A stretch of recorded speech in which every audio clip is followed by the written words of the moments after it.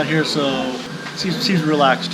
Tourism is the most important thing in this country, in this island here. Always, that's where the revenue comes from. And they're one flight a day or one flight and a half a day. But the water seems to be pretty good. I like to try to go swimming in the water. So we'll see tomorrow.